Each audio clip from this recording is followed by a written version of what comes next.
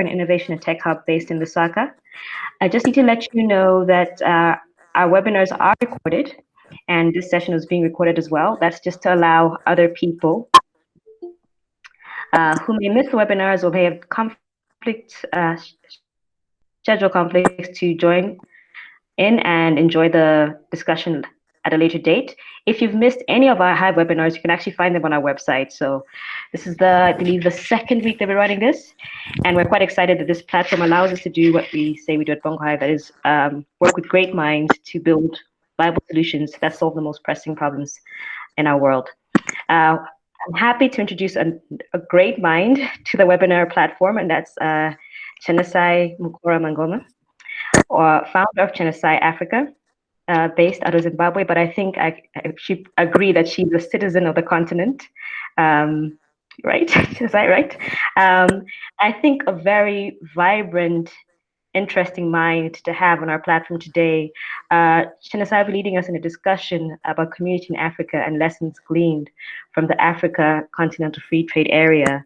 We have an hour together today, and I just want to encourage us to have a free-flowing, open discussion, but also respectful discussion. So I ask that you respect others' opinions. And as always, every teacher would say, there's no stupid questions. Please feel free to air your questions on this platform. Just some little housekeeping. Please keep your mics on mute. And you can ask your questions in the chat box, or ask to be called on in the chat box, and I'll once we get to the Q&A session, I'll facilitate that for us. Without much further ado, I'll hand over to Chenesai. Thank you so much, Lukumbi. It's very, very exciting to be in Zambia. Buliwanji. We know. I am definitely would like to be remembered and referred to as a global citizen, because I think we are in a global village, and if anything that has corona has done for us is reminded us how the world has become a village, separated by a message. So it's very exciting to be here. As well said, my name is Chenesai, and I am the founder of Chenesai Africa. And at Chenesai Africa, we work with 3 portfolios. We have the fashion portfolio, the community upliftment projects and programs portfolio, and lastly, we have a portfolio that deals with international trade and investment law. So what is the golden thread that ties all these 3 different portfolios or subsidiaries of Chenesai Africa together? It is, in the sentence, the notion that we can use trade to uplift our communities, and we can do this sustainably by working within the communities. So our tagline at Chenesai Africa is, we believe in trade for development. We just do not believe that there is any other sustainable mechanism that is going to ensure that people can lead better livelihoods. So we were extremely excited when the African Continental Free Trade Agreement finally became a legal instrument that would begin to open up one of the biggest free trade areas in the world, if all the countries ratified it, of course. So I'm really here, excited to be with you. I am big on solutioning. So I would want to tell you and preempt that in my past life, I used to be a lecturer. And I lectured at the University of Pretoria, business law, first year business law. And one of the things that excited me about lecturing, I suppose I learned from one of my favorite lecturers, was a lecture. When you leave a lecture, or when you leave a discussion, or any platform, you should leave provoked to form a parallel opinion. Or if you're not forming a parallel opinion, you should leave provoked to act a certain way. So you will see from the presentation that I have prepared, the idea is to start provoking and start solutioning using already existing methodologies, and particularly gleaning on some processes and systems that have already happened in the course of time. So thank you so much for having me, Zambia. Excited to be with you guys, and I hope we have fun in the next 1.5 hours.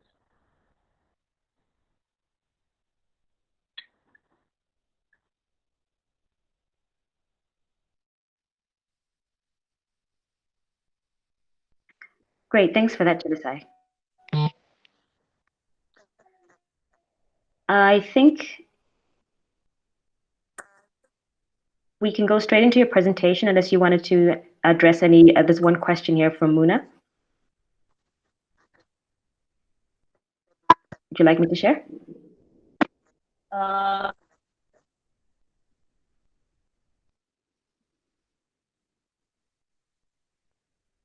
Is this the question on do you have any thoughts on how the virus and lockdown might have?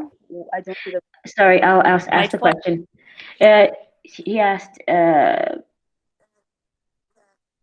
yes, on how the virus and lockdown might foster a sense of community by incentivizing people to depend on one another rather than public systems, and how some traditional concepts of community might be instructive for urban Africans.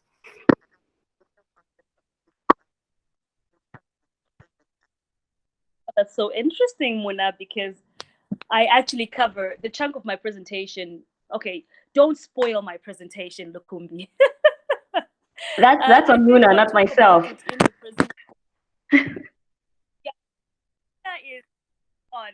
I think we are on the same wavelength here. So I'm really a solution-based person. And generally, when I give opportunity for these platforms, I think it's an opportunity for us to prefer and advance forward solutions. I think it's enough that there's enough information going around.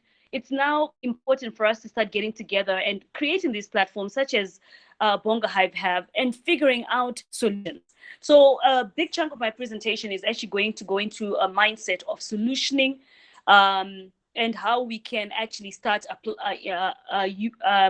taking up solutions within our community. So thanks for the question. I hope it's addressed in the presentation, but happy to chat thereafter.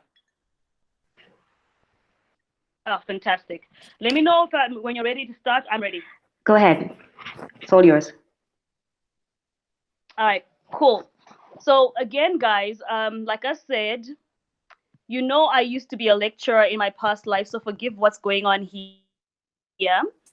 But I hope that when the presentation is done, we leave you a bit more provoked and start to thinking more around systems and processes, and how systems and processes can help us in crisis situations, and can also help shape how our communities respond beyond the general government settings.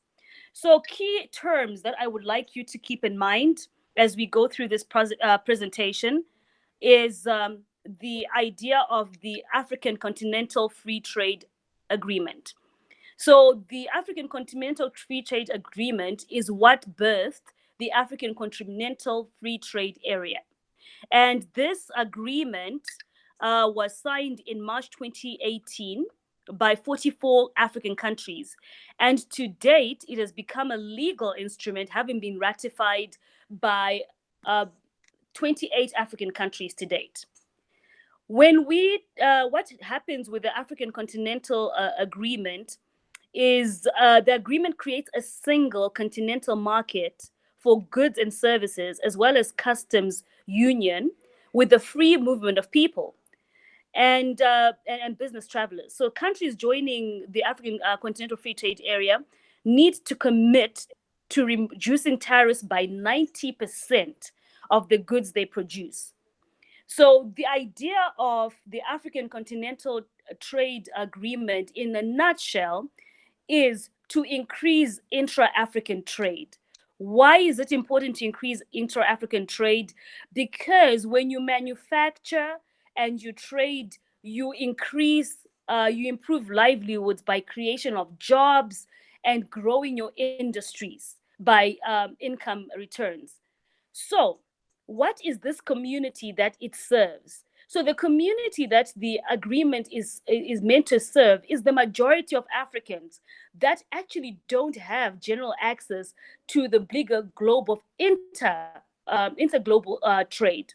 So you look at most people that Africa is marred and full of small, medium enterprises. A lot of us are small, medium enterprises. A lot of the agreements that had been signed on a bigger level did not take into account the idea of how do we get small, medium enterprises to trade effectively.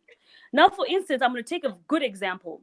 I love going to Kenya because I love buying accessories from Kenya. I think if I had to put Kenya describe Kenya's strength in trade, is in fashion trade particularly, it's their accessories. You cannot beat Kenyans in accessories, whether it's brass earrings, beaded neck pieces, whatever the case is.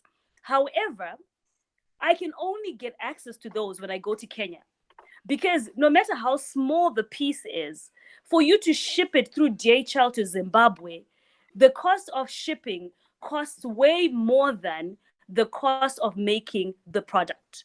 As such, it's easier now for Kenyans to supply the whole world with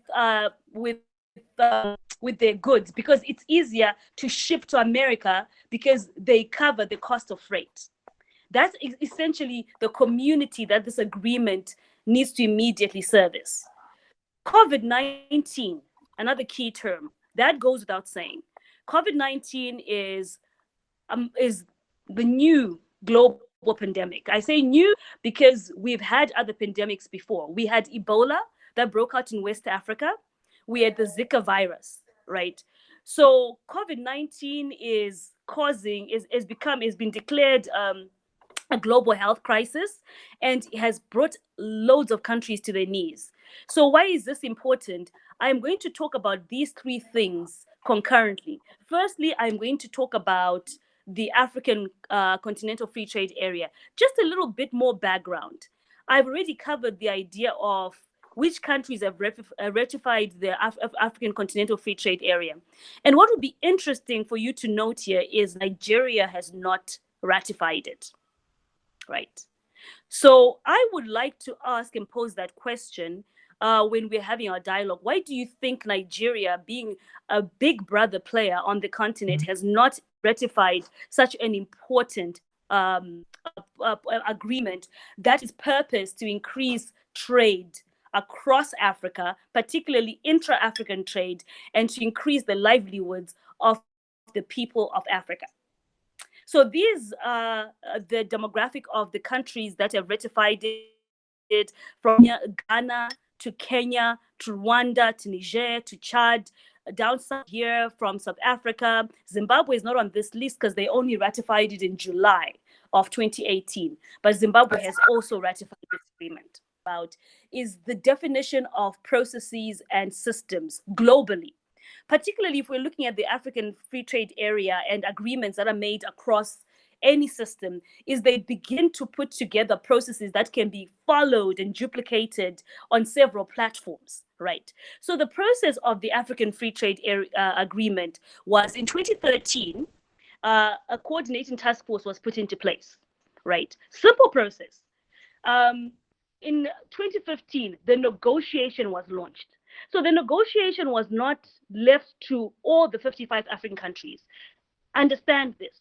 The negotiation, they entrusted a Continental Free Trade Area negotiating forum. This was to increase expediency, to ensure that they met their deadlines, and to ensure that this actually took off. And the same time, the president of Niger was appointed as champion of the process. Part of appointing someone to head a process is for issues of accountability. It's almost project management 101. If the project falls apart, you look at the project manager. I want you to pay attention to the process I'm defining, not necessarily because of the African Continental Free Trade Area, but because of the context we're going to borrow it in when we talk about what is happening in our world at this point in time. So, after they had entrusted a Continental Free Trade Area negotiating forum, they brought in trade experts, and this happened in South Africa. They brought in trade experts in one space to engage the draft documents and to give their feedback and to start actually having a sense of community, understanding that there are more, every voice actually counted towards building a robust and effective agreement. In 2017, as you should know, or you'll read about after, the agreement was approved and it was adopted. And in 2018, it needed 22 countries to become a legal binding document. In 2018, it became a legal binding document with 22 countries ratifying it. And after that, thereafter, there's now 28 countries who came after the initial ratification period. When they were negotiating, or the process, part of the process was identifying key stakeholders. And this is where they defined the community that would help push the agenda of the African Continental Free Trade Agreement forward.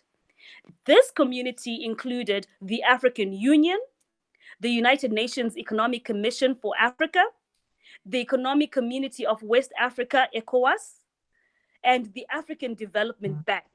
This is the community that they identified as being pivotal to supporting the structures and the processes that were ongoing under the African Free Trade Continental Area negotiations.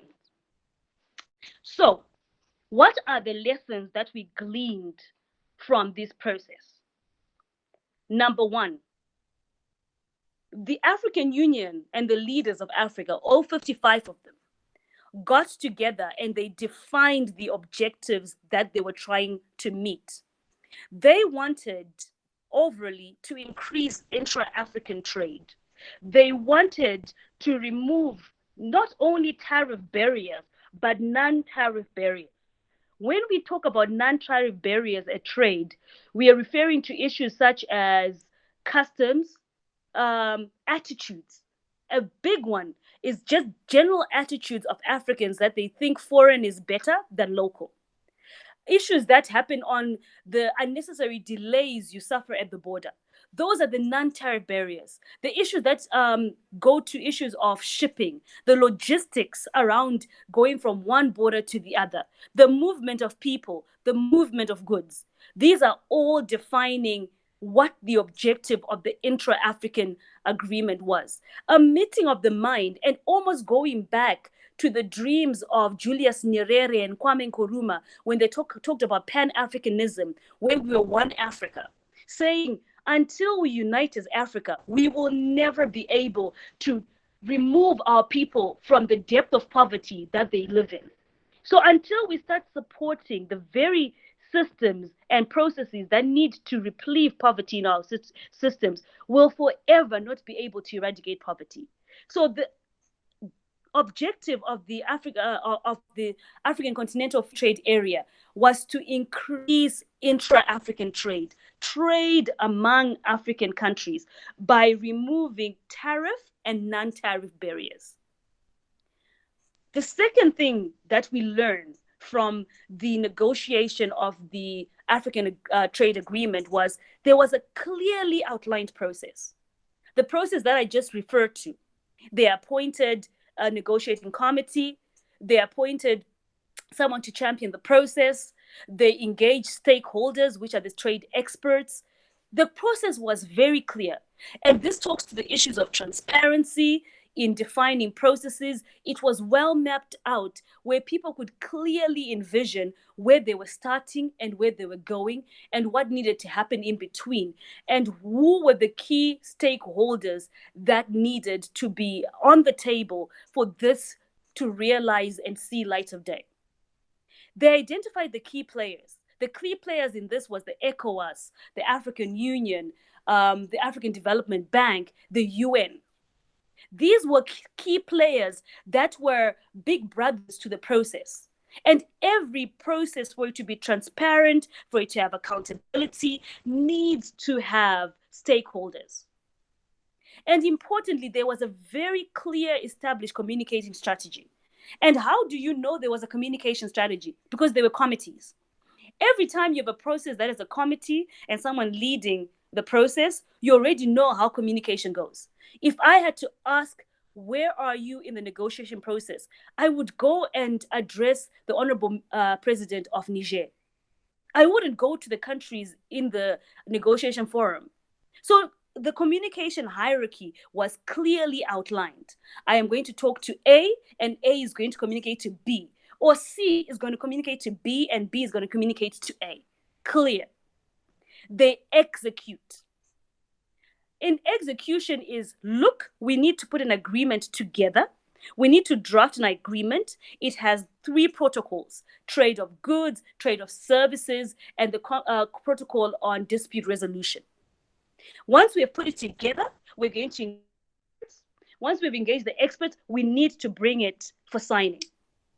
Process, clear, transparent, accountable, and executed.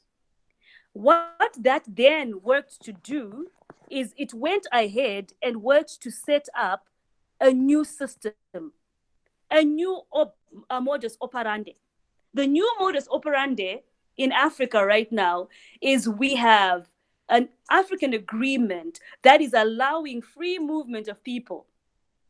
So let's make sure we are understanding that there are 2 steps here. The first step is having the agreement. Let's celebrate that. It is a big stride. If you think the African Union is a creature of the OAU, if you think about what Nkwame, Nkuramah, Julius, Nyerere were talking about Pan-Africanism back in the day. And here we are in 2019 with a document that begins to celebrate that Pan-Africanism. Beautiful document. The second step beyond having a document would be the implementation, which is a story for another day. We're not covering that because for an agreement, a trade agreement to be effective, it needs to be taken into domesticated into local laws. So there's a lot of laws. For instance, in Zimbabwe, we need to figure out how we're going to reduce our tariff barriers by 90%, how we're going to clean up our borders so people can move freely. There's a lot of laws that need to be domesticated for the effectiveness of this agreement. So 2 steps. We have an agreement. It has been ratified. It's a legal document, but the other process is now beginning to start, the process of domesticating the document into the different countries, whether it's Zambia, Zimbabwe, or the countries that have ratified it in their local laws. Then this big monster comes. This COVID-19 in 2019, COVID-19 hits the shores. Hi, Chenesai. Just before you continue on the monster of COVID, are you still presenting? We just lost you a minute ago. No yes. problem. Can you see it? Not yet. Alrighty. I am getting you guys on just 1 minute. Okay. No problem. I suspect it times out, hey? It probably does, but it looks like it's coming. It said you were. Can you see the monster cover? No, I can't see that. No, I can see your. Oh, there's the monster covered. Yes, thank you. Okay, great. So 2019 comes Big Brother COVID. I mean, COVID 2020, countries come on board, start shutting down borders in the Western world. Then March hits Africa, and Africa is like, nah, we are shutting down the borders. Quite contrary to the intra-African trade, which you're talking about opening borders, Pan-Africanism. First measure, we shut down the borders. Right. COVID is not the first of its nature. In fact, a preceding COVID was Ebola. Ebola, much more deadly, and of equal measure as well. Ebola in Africa broke out in West Africa, in Guinea, spread to Liberia, and really, really took a lot of lives, wiped out families, right? So there's a whole lot of literature around the response mechanisms that happened during Ebola. And once COVID-19 started hit, I, of course, being a solution-based person, I started looking up what happened during Ebola. I started rereading some literature around Ebola response mechanism. What did the WHO do? And all this for me was to figure out where are my solutions going to come from? And how am I going to apply my solutions to service the community? And that's COVID-19. So it's not new. There was also Zika virus, there was influenza. There are a lot of lessons out there. And I would urge you to have a look at some literature around Ebola and its response mechanisms. So we're back to the lessons. Remember the lessons we gleaned from the African Continental Free Trade Area? They are right here with us. Our response mechanisms, processes. So the questions, these are now questions coming back to the time we are in. Today is the 14th of April, and it's 11:35. I'm going to ask you these questions, and I hope you can answer them for all your respective spaces. And when I say spaces, I'm not talking about countries. I am talking about the community that you live in. So I live in Marondera, right? And I will tell you how I have answered these questions. I want to know how have you answered those questions in your community. And these are lessons we have gleaned from our presidents that have already signed up on the African Continental Free Trade Area, understanding that we need to work together to improve communal lives. The first question is, have you defined the objective of what you can do to resolve this, whether it's prevention or whether it's awareness in your community? Have you defined the objective that you're trying to service? The question number 2, have you outlined a process? Have you mapped a process that you're going to embark on to actually execute this? Have you identified key stakeholders that you can work with to increase your impact, to work towards scaling your impact? Have you established a communication strategy? What platforms are you using? Are these platforms reaching the community you service? Are you executing, or you're still ideating? This is, by the way, a crisis. So you don't have 1 month to ideate. You have one day that could work to change lives. I'll give you a good example of how Ebola became such a big problem. When it first got discovered that Ebola was breaking out in Guinea, the first thing that the government and the WHO and all these organizations did is they hosted meetings ad nauseum. You know how we are with meetings. We call them strategy meetings. Meeting after meeting. I think these meetings went on for about 3 weeks, if I remember. Do you know what 1 week of a virus can do? So this now, if you are part of this creative economy, the thought leader economy, the economy that solves community problems, if you're an entrepreneur, your call to entrepreneurship is to solve communities' pressing problems. Where are you in your execution strategy within your community? And your community could be 10 people. That would then service another 10. And what new system, after you have executed, what new system are you intending to develop? Remember, we talked about keywords. So we talked about keywords being covered, the African Continental Free Trade Area, and the other keyword was community in Africa. This, if you Google community in Africa, this is what comes up. It is not Twitter. It is not Facebook. It is not LinkedIn. It is not Slack. It is not Hangout. It is not Zoom. It is not Skype. This is community in Africa.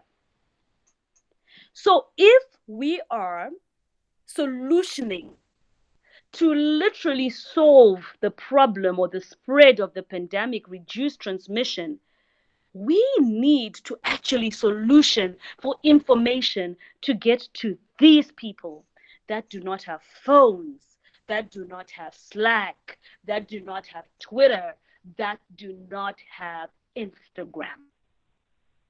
Instagram could work great, or Facebook or LinkedIn, as a communicating message where you are soliciting others to join you in your cause. But it cannot be the end all. And in fact, it should not be. We have appalling stats about the number of people in Africa that have access to internet. Right now in Zimbabwe, where we talk about stay home, it becomes very difficult to impose because most people live hand to mouth. So no, it's not that they don't want to listen. They actually are in a conundrum. But what is more interesting is when you look at community, when you want community to act a certain way, react a certain way, you need to figure out the communication strategy that will allow that community to buy into what you're saying. I cannot go to a community in Harare or Budiriro or Hatfield or Glenview and start talking about COVID-19. I am not a member of their community. I live in Marondera. And as a resident of this farming belt that I live in, my community, when I speak to them about coronavirus, they listen because they already have the buy-in bias. So the point of this is when you think about community in Africa, this is what you need to think about. So I am going to give an example. I'm using the work that we're doing at Chenesai Africa as an example to illustrate the lessons that we gleaned from process defined under the African Continental Free Trade Area and response mechanisms learned during crisis measures. So as I've already said, and I will not say and stress enough, we believe in trade for development. This is a picture that I took yesterday when I went to part of our community and I was reminding them of preventative measures. We are lucky at this point that there are no cases in the area that I live in, but basically in Africa overall, there are very low cases. So in my sense as a solutionist, my thoughts with that is we should go into overdrive of preventative measures. Because if we don't have high number of cases, our worry right now is how do we lower transmission and how do we prevent people catching this? So let's say in Zimbabwe, hypothetically speaking, I don't know where the accurate stats are. By the way, I say this with all due respect.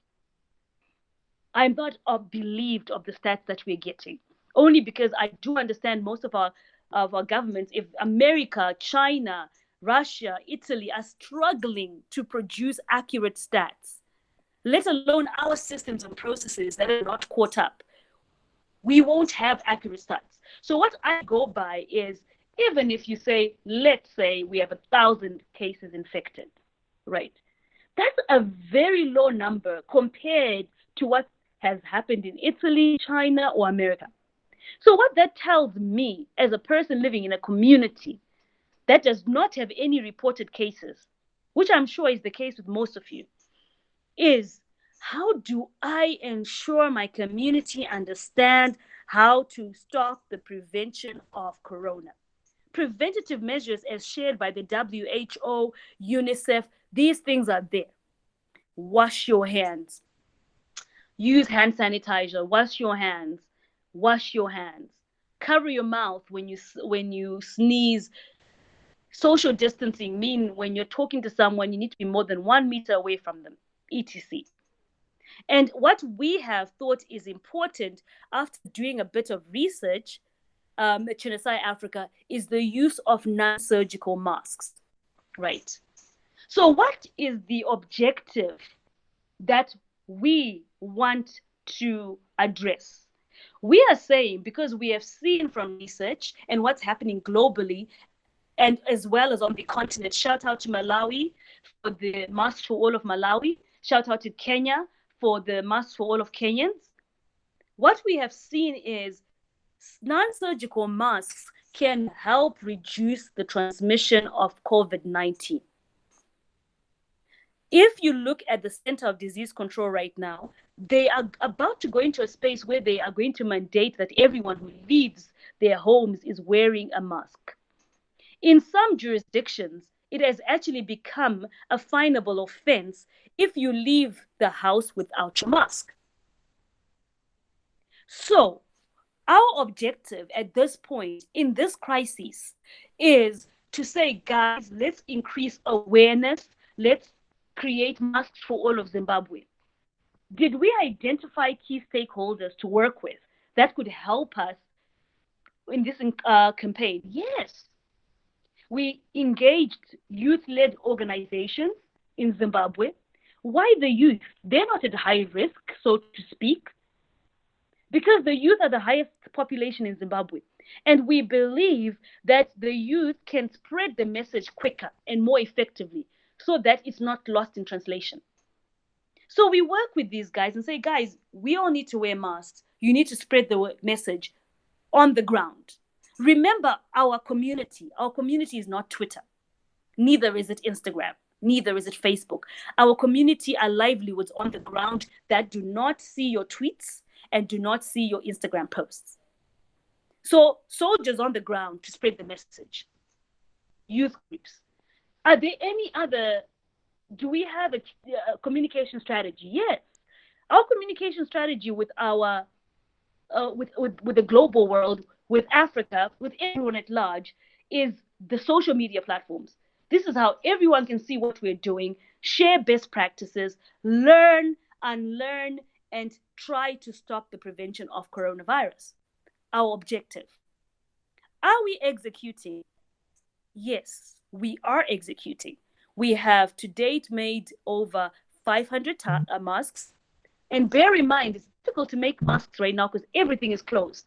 So we've been repurposing old sheets. We've been upcycling leftover material to make these masks. And we're making these masks, and initially, because it's an immediate need, we have been giving them away, make to give. That is our corporate social responsibility. Right. And how else are we doing it? We reached a stumbling block where we realized, oh my gosh, we're about to run out of material.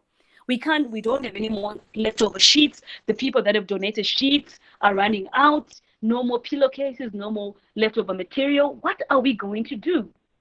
And we had to think on our feet and say, you know what? Perhaps the next best thing is to try to teach people to make these non-surgical masks. So we started having tutorials live on Instagram, teaching different pockets of people in the community to make these masks by hand. Because the communities we service might not also have access to electricity, a reality. So hand-stitched. And looking at other methodologies that are being employed, what are other people doing for masks? The idea is to make sure we have masks for all of Zimbabweans because it could help reduce transmission and it could reduce the burden on our healthcare system. That is the what, the why, and the how. Now, in a way to wrap up and put everything together, I was just sharing with you the process that we have taken under Chenesai Africa. Our subsidiary brand called Chenesai Brand, the fashion house, is working to make these masks. I have shown you the process we have mapped out to actually execute and start executing effectively towards rising awareness around preventative measures of COVID-19. I have gleaned this process from what I understood and how the African leaders went through the processes of negotiating the Continental Free Trade Area Agreement. What does the future hold for African Continental Free Trade Area? If there are no systems and no processes, then there is no agreement. Then there is no implementation. There is no effectiveness.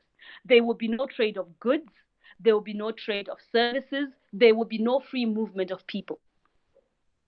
It brings us back to one of the law principles that we use, that is that without which not. Which basically means without putting together clear systems and processes in anything we execute, we will not be able to implement. We have a beautiful agreement that at this point, in times of COVID like this, your opportunity is to define a process and establish a system to help prevent the spread of the coronavirus. That is me in a nutshell. Hello. Hello. Thank you, Chenesai. That was a really, hi, I can hear you. Thank you. That was a really thought-provoking presentation you gave. I could see your former lecturer days really helped you in the sense. And just thank you for highlighting that the things that we need to know about the Africa Free Trade Agreement and how it's being affected by COVID, and really bringing it back home. I know many of the people on the call right now are somewhere in the community of great minds, thought leaders, entrepreneurs, and I think it really has given us something to think about.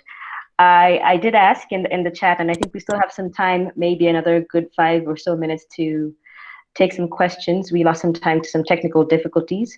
But before I ask any of my questions, I'd really like to open it up to the floor to all the people who have joined us today on this call to ask any questions or any clarifications about the presentation that Chenesai just made.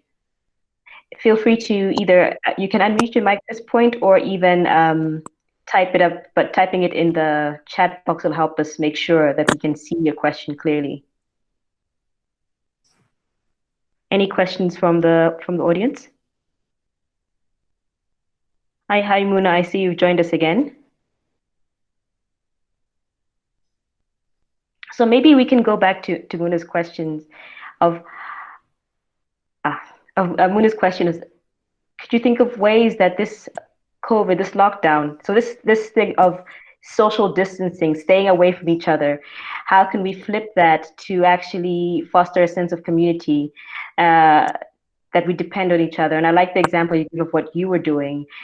But I would like to challenge, especially us urbanites, us who are on our phones and our laptops right now, what can we do to make sure we reach out to the communities that don't have the Slack, don't have the IG?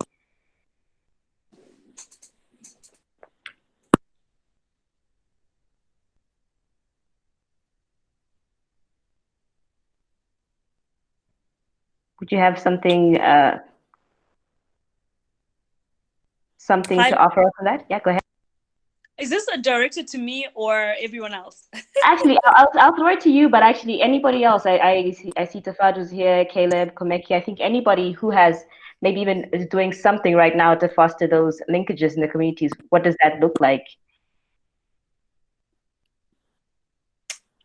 Look, I can also start off by saying, I think part of it is we need to get out of our heads, and we really, really, really need to understand that even in this webinar that we are sitting in, we are the minority, right, in Africa.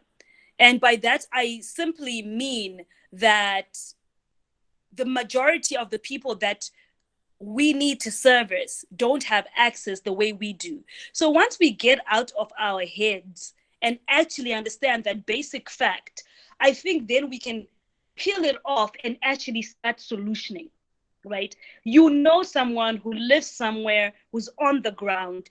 The question is, how do you get what you're putting on Twitter onto the ground? And there are so many ways of doing it.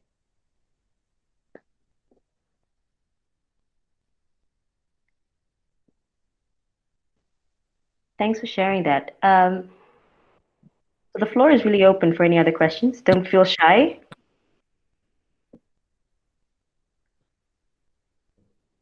Okay, I may have another one, and this is more relating to the first part of your presentation on the Africa Continental Free Trade area.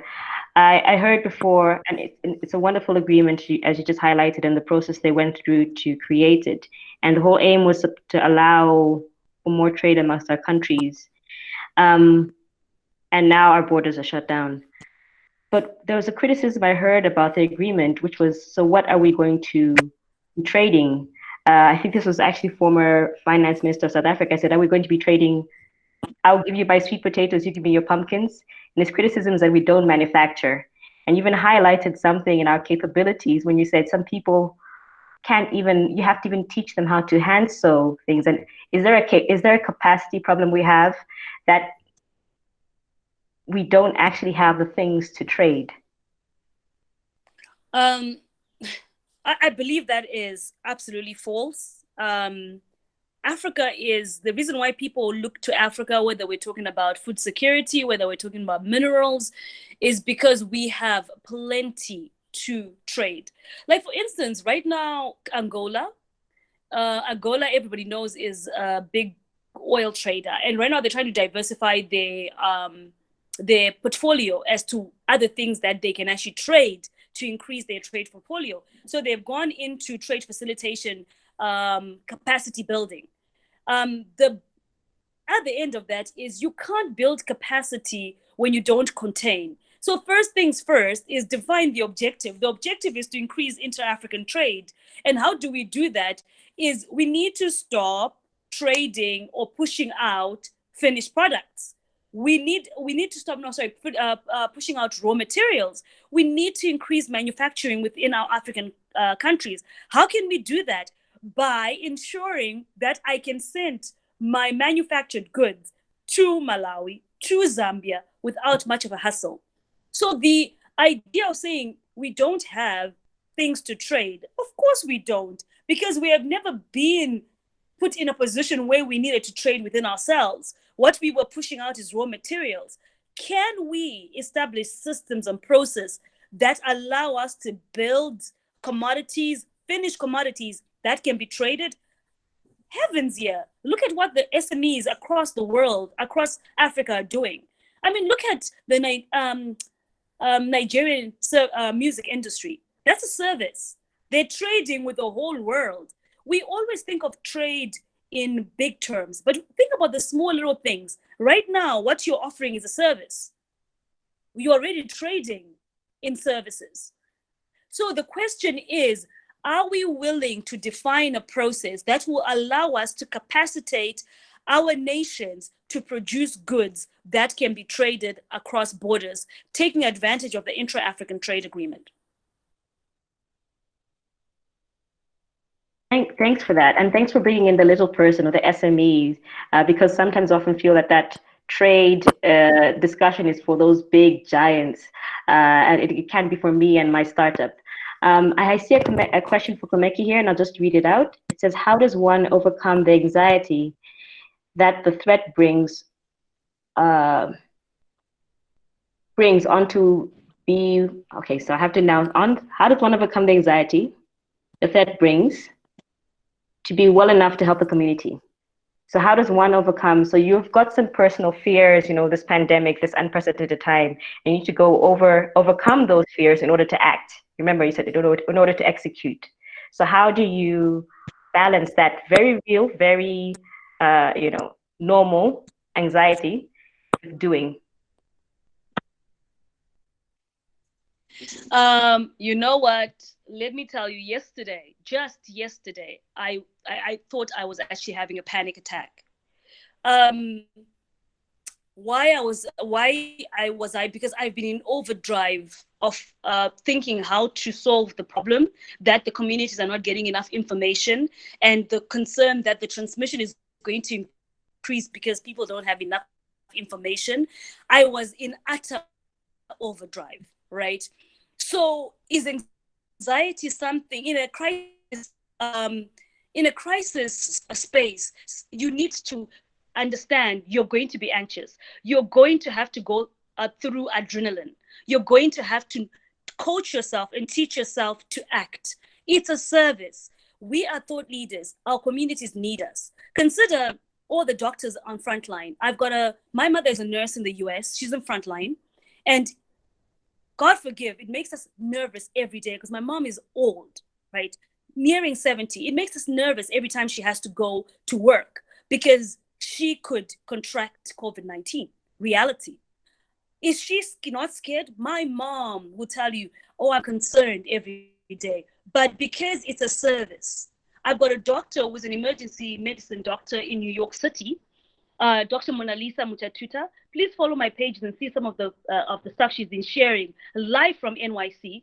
And she says, look, I'm nervous, but this is a service.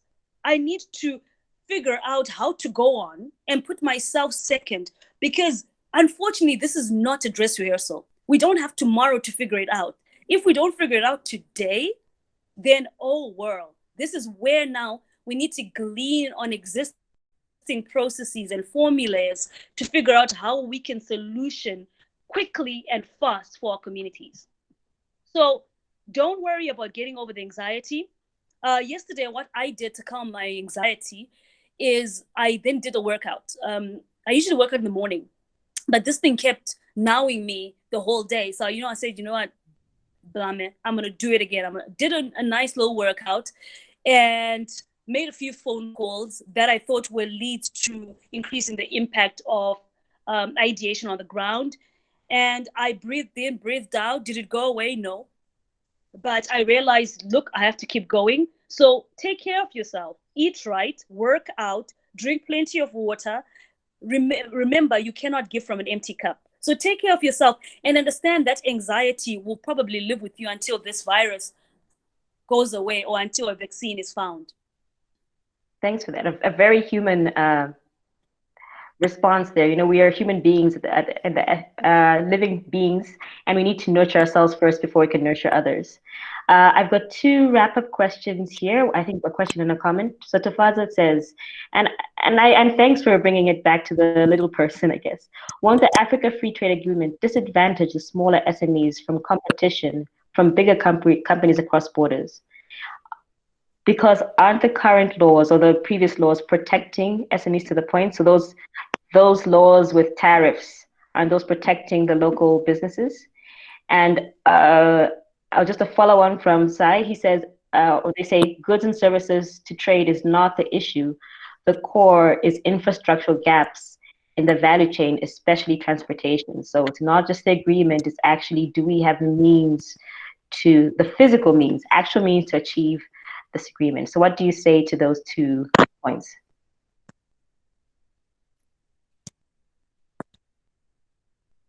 Thanks for that. Very, very valid points and a very important point.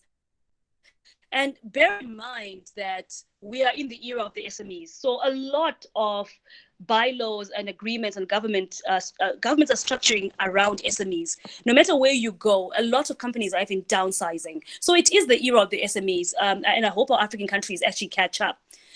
Now, directly to the agreement. Remember, the agreement is to reduce non-tariff barriers, which is every country that ratifies it has to reduce their barriers by 90% of the things that they produce. So it's not one way. It's opening up a whole area where everyone in that area is reducing their barriers. So it becomes a free trade for all. And remember the movement of people. The movement of people under this protocol also assists particularly SMEs who go across borders, walking across each border. So no, actually, the SMEs really need, to this point, a set that they produce. And you will realize that most of the SMEs are the ones that have infrastructure to manufacture. I want to challenge you to really look at companies in your country that are producing finished products. You will realize that they're SMEs. And those SMEs are probably going to benefit immediately from these free trade areas. If they have a finished product that can be delivered from Zimbabwe to Kenya to Nigeria with reduced tariffs. The point on transportation and infrastructure talks to non-tariff barriers. Remember, we said the idea of tariffs is one part of this trade agreement. Non-tariff barriers address issues of transport infrastructure.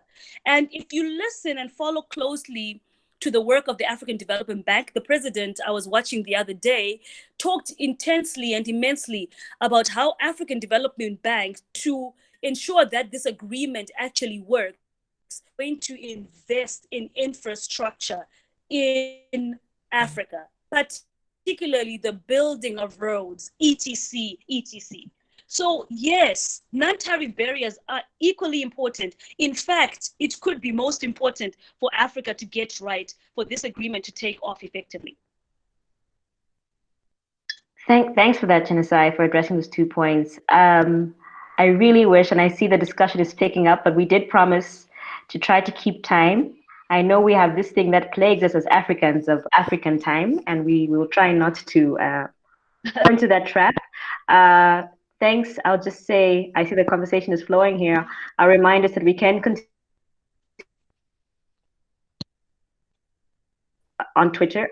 I've shared Chenesai's handles, but I can share them again. And Bongo Hive as well. You can use the hashtag Hive webinar.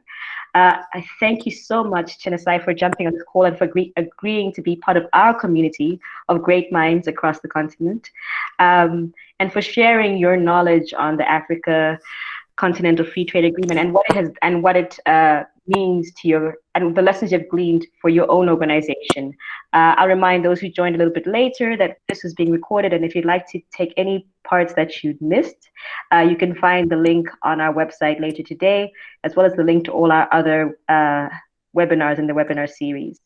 I think at this point, I would love to give the very last word to Chenesai. What would you like to leave us with? This is your time to influence our week. You know, I'm putting a lot of things on your shoulders, but I'll give you the last word. Thank you so much. To just add to that, Lukumbi, I will share this presentation with you so you can add it along to the information that goes around. And I'm really very much available and very responsive online on all platforms. But importantly, to the message I want to leave with you guys, this is not a dress rehearsal. This is not a drill. We need to act, and we need to act fast. We need to understand what community in Africa means. We need to contextualize our solutions. If we do not understand that the community we are serving is not on Twitter, is not on Facebook, is not on LinkedIn, we are going to now suffer the problem of this thing spreading, where we are actually in a point where we have it seemingly contained. So let's engage and understand that we need to put heads together. Think of your community, think that they don't have access to Twitter, and find those solutions. Start sharing them on Twitter so that others learn. If it works for you, it could work for me. This is where the Pan-Africanism is. So thank you so much, Bongo Hive, for this platform. I think this is a true celebration of Pan-Africanism. I've been in Zambia all morning, and I've freaking enjoyed it because I used to love traveling before COVID. So someone asked me yesterday, where are you going next? I'm like, nowhere. I am going to be on webinars. So thank you so much, Bongo Hive. You're most welcome, Chenesai, and thank you so much, everybody, for taking an hour out of your